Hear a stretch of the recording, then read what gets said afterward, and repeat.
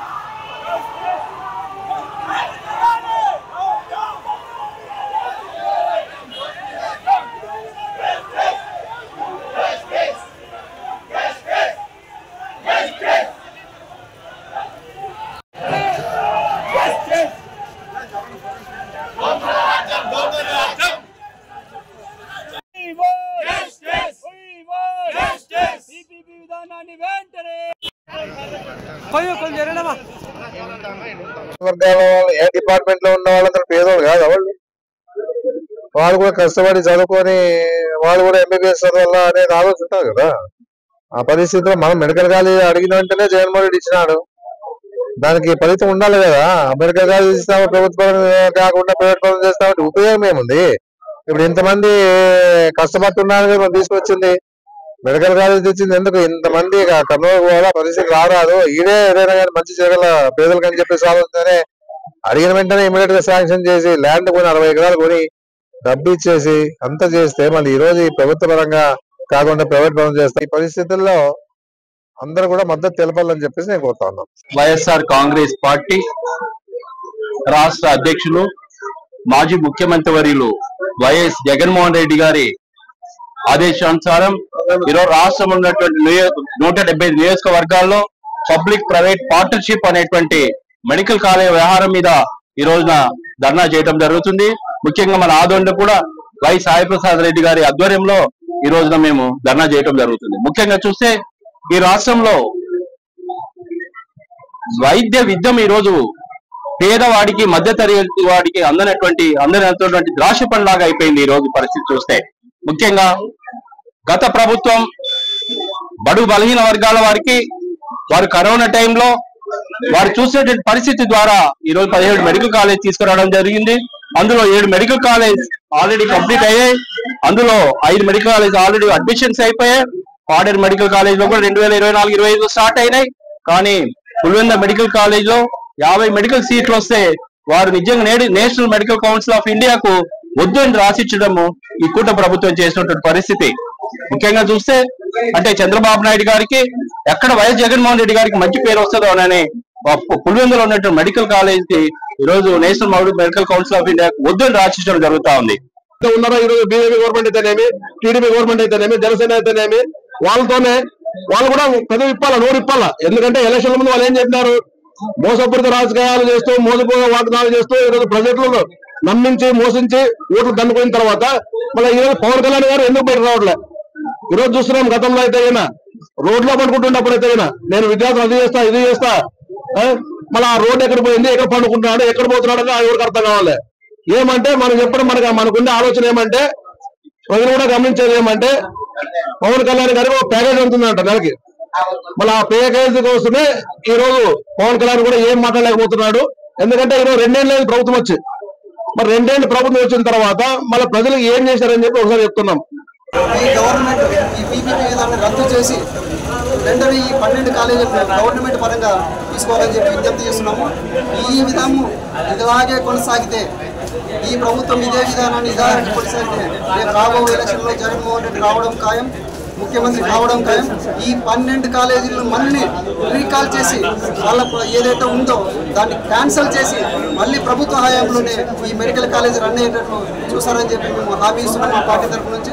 ఇక ముందు కూడా ఏదైనా ప్రభుత్వ వ్యతిరేక కార్యక్రమాలు ఏమైనా చేపట్టింది దానికి వ్యతిరేకంగా మేము పోరాడడానికి సిద్ధంగా ఉన్నామని చెప్పి ఈ సందర్భంగా మీకు తెలియజేసుకుంటున్నాం. నా పేరు వెంకటేశ్వర రెడ్డి, వైఎస్ఆర్ కాంగ్రెస్ పార్టీ. కామారెడ్డి జిల్లా ఎల్లారెడ్డి నియోజకవర్గంలోని రామ్రెడ్డి ఈసన్నపల్లి నడుమ వెలసిన దక్షిణ కాశీగా పేరుగాంచిన శ్రీ కాలభైరవ స్వామి జన్మదిన వేడుకలు బుధవారం వైభవంగా జరిగాయి. ఈ సందర్భంగా ఆలయానికి భైరవ స్వామికి ప్రత్యేక అలంకరణ చేసి డోలారోహణం నిర్వహించారు.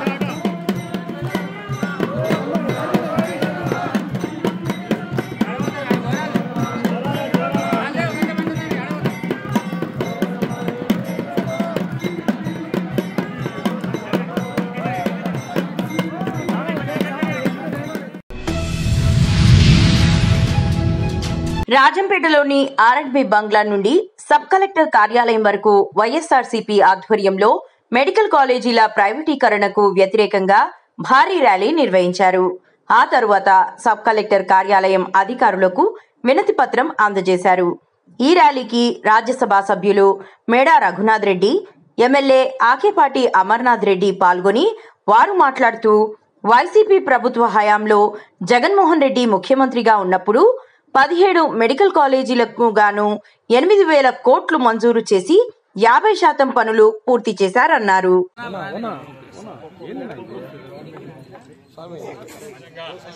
17 మెడికల్ కాలేజీలు శాంక్షన్ చేయించిన ఘనత జగన్మోహన్ రెడ్డి గారిది.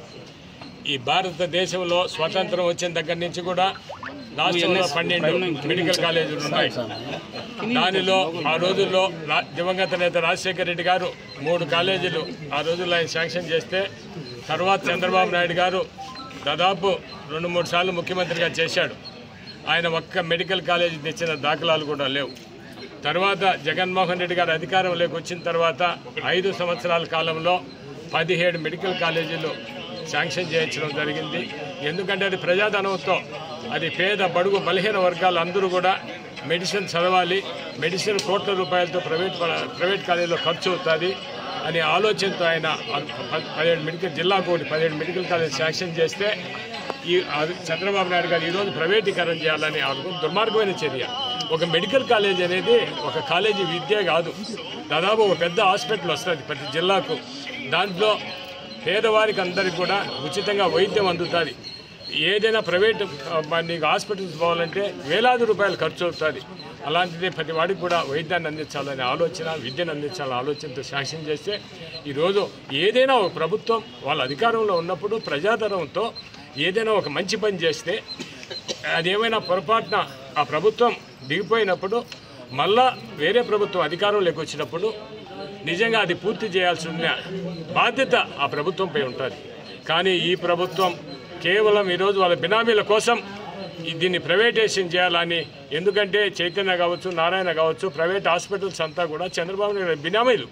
వాళ్ళు కేవలం వాళ్ళ ధారాదత్తం చేయాలని కూడా దుర్మార్గమైన చర్య. ఇది వైఎస్ఆర్ కాంగ్రెస్ పార్టీ తీవ్రంగా ఖండిస్తూ ఉంది. ఇది ఒక ఉద్యమం మాదిరి చేస్తూ ఉంది. కోటి సంతకాల సేకరణ ఈరోజు ప్రజానీకం అంతా కూడా తండోపతండాలుగా వస్తున్నారు. ఈరోజు జగన్మోహన్ రెడ్డి గారి నాయకత్వం మళ్ళా కావాలా అని ఈరోజు కోరుకుంటున్నారు ఈ రాష్ట్ర ప్రజానీకం అంతా. తప్పకుండా ఈ ప్రైవేటీకరణను దాన్ని ఆపే వరకు కూడా ఈ రాష్ట్రంలో ఈ ఉద్యమం కొనసాగుతుంది. దాన్ని ప్రభుత్వమే నిర్వహించాలా అని డిమాండ్ చేస్తున్నాం. ఈరోజు ఇక్కడ ఆర్డీఓ ఆఫీసులో వినతి పత్రం ఇవ్వడానికి కూడా రావడం జరిగింది. శ్రీకాళహస్తిలో గురువారం సందర్భంగా ఆలయ ప్రాంగణంలో గల శ్రీ మేధ గురు దక్షిణామూర్తి స్వామివారికి ప్రత్యేక పూజలు, అభిషేకం, హారతులు, ధూపదీప నైవేద్యాలను ఆలయ ప్రధాన అర్చకులు శ్రీ కరుణా గురుకుల్ వారి ఆధ్వర్యంలో నిర్వహించడమైనది. సదరు కార్యక్రమంలో ముఖ్య అతిథులు, భక్తులు, పుర ప్రజలు పాల్గొన్నారు.